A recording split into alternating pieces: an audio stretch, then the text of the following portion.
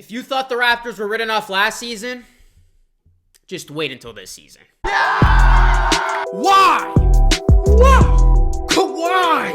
15 straight W's to the very end. Oh my goodness, this doesn't feel real. What is going on, Rosano Nation, Raptors Nation? Welcome back to another edition of Raps Report, a podcast where I talk about the Toronto Raptors and other NBA news. I'm your host, Luca Rosano, and I hope you're all doing well out there. And happy Thanksgiving to the American viewers of this channel. Hope you're all having a happy and safe Thanksgiving as you enjoy some great food and watch some NFL football.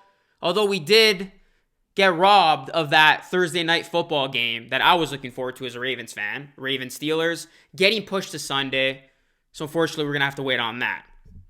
Let's talk about the Toronto Raptors, and let's talk about this upcoming season, which is less than a month away. Yes, folks, the 2020-2021 NBA season is coming. It's coming quick. It's almost here. How will the Raptors stack up in the Eastern Conference come next season? You look at this Raptors team right now, and the bets have already opened.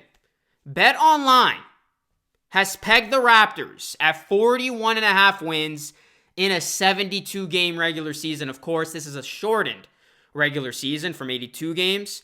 And that line has since moved to 41. So they think the Raptors are going to have a win percentage of about 5.569.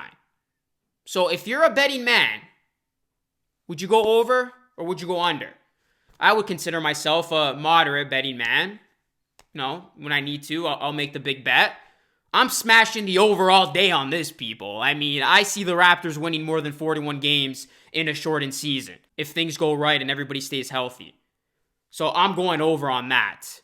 But, of course, the Raptors are only getting, 41 wins here because there's a lot of uncertainty with this team.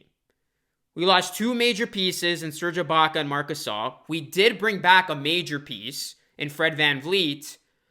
But what's going to be interesting is how the other guys are going to fare. How are the new guys coming in going to fare? How are the old faces going to fare in newer, bigger roles? And how will the core continue to progress? These are questions that are going to be answered this coming season, which is why this coming season is going to be a major season for the Toronto Raptors and their future. So, before I tell you where I personally think the Raptors stack up in the East, let's take a look at some other teams in the East. So going back to Bet Online, they actually have 5 teams ahead of the Raptors winning more games. The Bucks at 49, the Celtics at 45.5, the Nets at 45, the Heat at 43, and this is a head scratcher, at least to me, the Sixers 43. So they actually have the Sixers ahead of the Raptors. So let's look at these teams that are pegged ahead of the Raptors early on here. So the Nets will be much better than a year ago. That is just stating the obvious. If Kyrie Irving and Kevin Durant come back healthy, which it's looking like they will, that Nets team is going to be significantly better. They got a great supporting cast, and then you're adding 2 of arguably the top 10 players in the NBA. The Nets are going to be a team to be reckoned with. Do they win the East? They're going to have a good shot at winning the East. I don't know yet. It's still early to tell, but they're going to be, I would think, a top 3 team. So the Nets are going to get better. Then you got the Milwaukee Bucks. All eyes are going to be on them. How are they going to fare this season? Of course, Giannis has yet to sign the Supermax. This is going to be a team. It's going to be put up or shut up time for them. They've had so many disappointing years in the playoffs. They're going to have to perform, and they're going to have to make a run. And they got to at least get, in my opinion, to an NBA Finals to, impress Giannis. So the Bucks, they went out. They made a solid trade to go out and get Drew Holiday.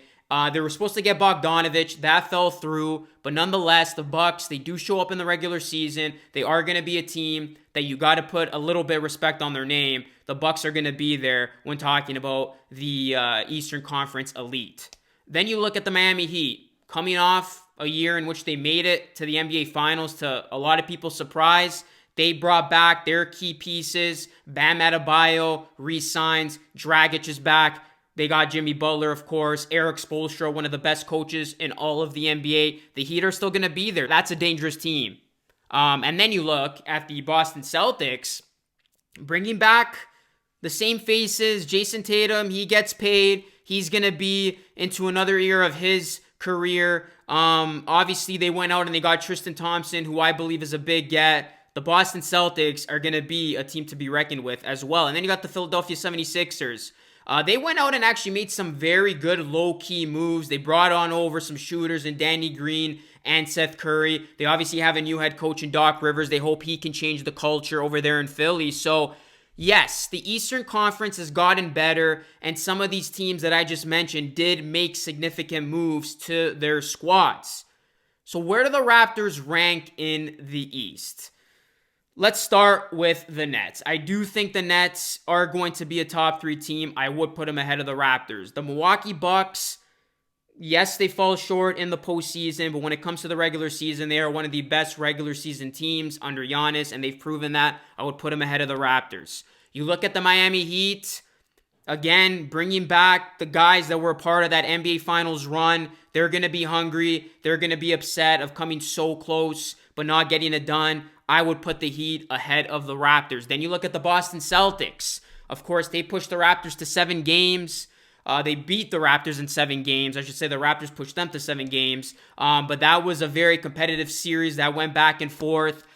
But as it stands right now, I still have to give the slight edge to the Boston Celtics. I think these two teams are very interchangeable, and we can see that when the finalized standings come to fruition. But as of now, I think the Celtics are going to be better than they were a year ago, and I would put them ahead of the Raptors just based on what happened in that playoff series. The Celtics beat the Raptors. It is what it is. I would put them ahead as of now. And then you look at the Philadelphia 76ers. I would not put them ahead of the Raptors.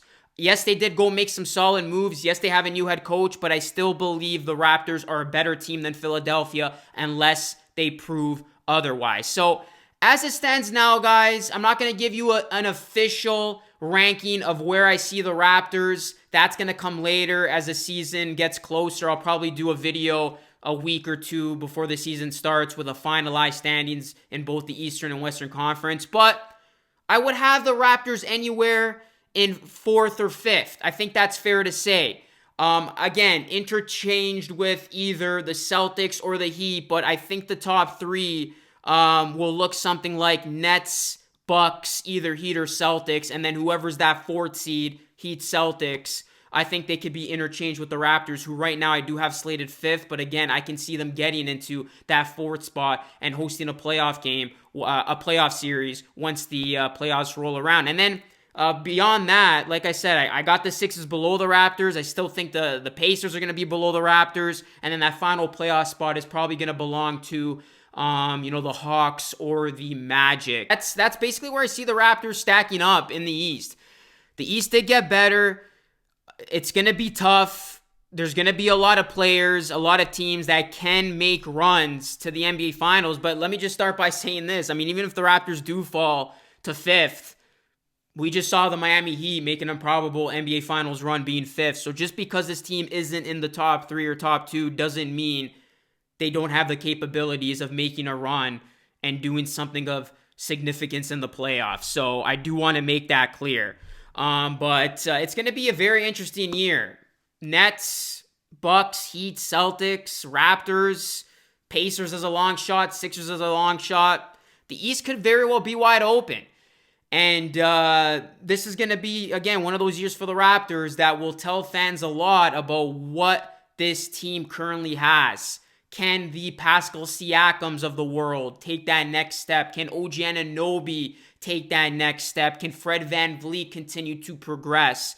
And can the new guys make an impact and try to fill the void of losing a Serge Ibaka and Marc Gasol? So I'm excited. I'm ready to see this team go.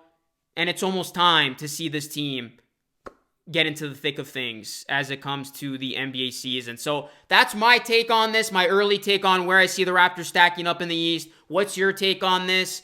Where do you view the Raptors stacking up? Do you see them as a top 3 team, or do you think it's fair to say that they would be somewhere in that 4th or 5th spot in the Eastern Conference? Let me know. Hit me up in the comment section down below. Again, like this video, subscribe to the channel, hit the bell so you stay notified on all the videos and shows that I post.